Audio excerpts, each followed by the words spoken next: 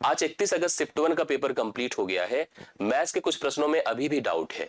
जैसे आपने कल देखा था 30 अगस्त का जो पेपर था शिफ्ट 2 का, उसमें 4 प्रश्न डिक्टो गलत थे। उसमें प्रश्नों में आपने देखा था कहीं ऑप्शन में गलती थी, कहीं रिटन मिस्टेक था, टाइपिंग में मिस्टेक थी। इस तरह से गलतियां हम लोगों ने पाई थी उसमें जो है, और काफी गलतियां वहां पर देखने को मिली थी। एक बहुत बड़ा प्रश्न इससे बनता है कि जो है इससे भर्ती बोर्ड इस पर कैसे निर्णय लेगा। चलिए, अगर पूरे नंबर दे भी देता है तो जिसके चक्कर में मैंने देखा कि बहुत सारे मैसेज आपके पास आपके आए हमारे पास कि हम लोग इसको कैसे जो है जस्टिफाई करेंगे, जिससे हमारा टाइम वेस्ट हुआ अलग अलग विषयों में, उसको कैसे हम फुलफिल करेंगे।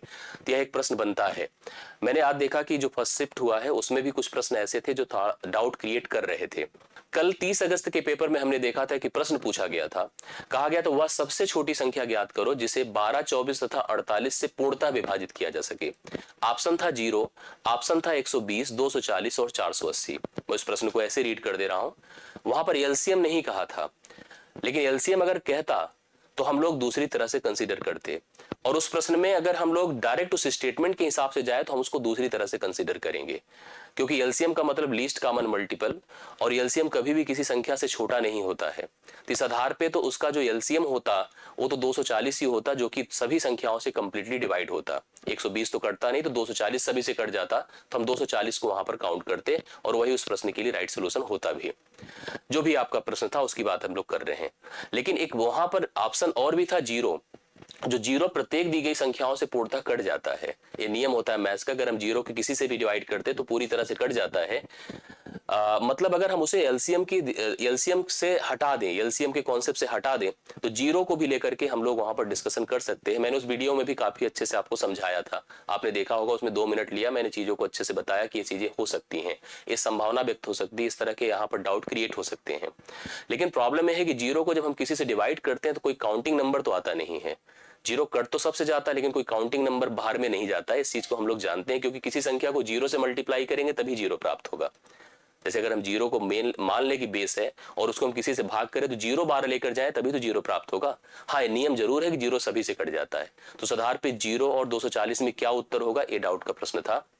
आज भी एक प्रश्न है, वह सबसे बड़ी संख्या ज्ञात कीजिए जिसे, ध्यान से देखिएगा इसको थोड़ा सा, अगर हम लोग जैसे ही पढ़ रहे हैं तो एक नजर में मेरे दिमाग में इसको लेकर के एक प्रश्न आ गया, जो प्रश्न जनरली हम लोग करते थे एलसीएम एचसीएफ में, आप सभी को याद होगा।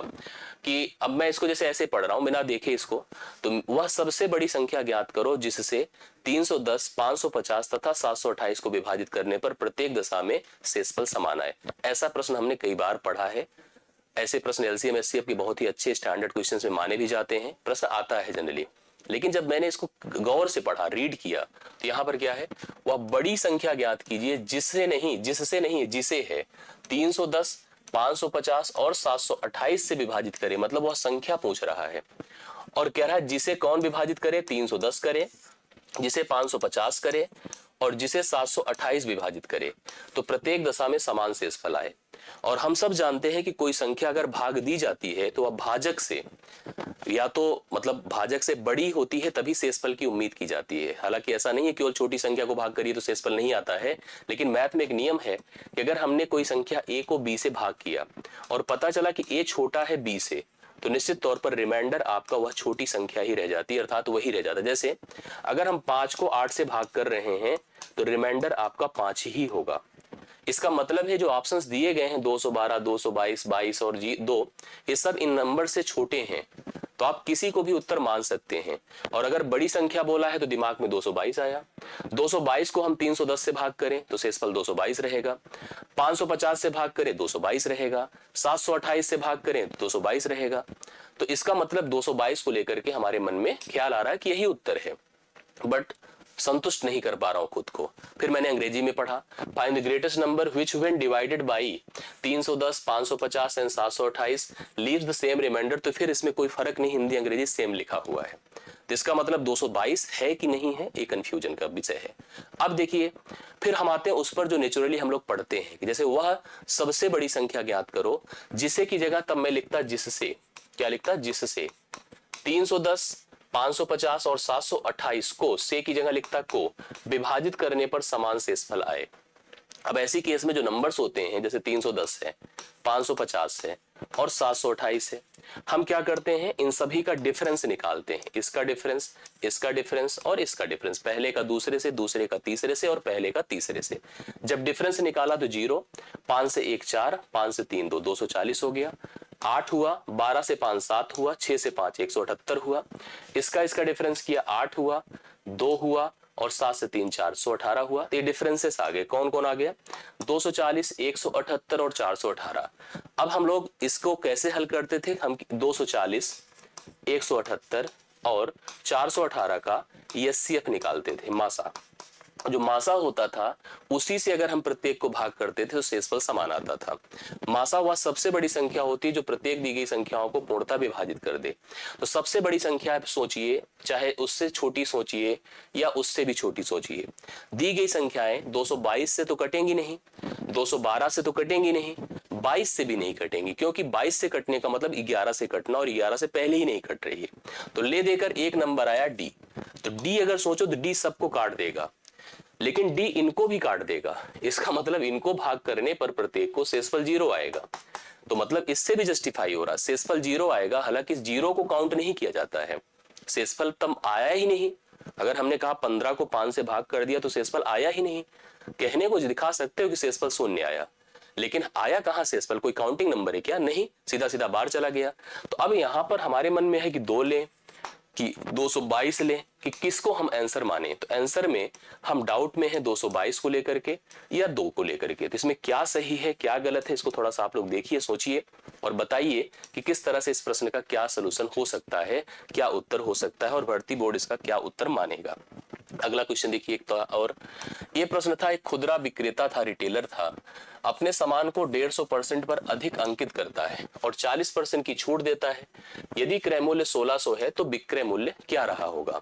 तो इस तरह के जब प्रश्न हो तो जैसे हमारे दिमाग में चलता है कि खरीदा, दाम अंकित किया और बेचा, ठीक है। उस लाइन को पढ़ने से यही समझ में आ रहा है कि कोई दुकानदार है, उसने जितने में खरीदा उसका 150% उसने प्रेजेंट किया, मतलब 1.5 गुना बताया।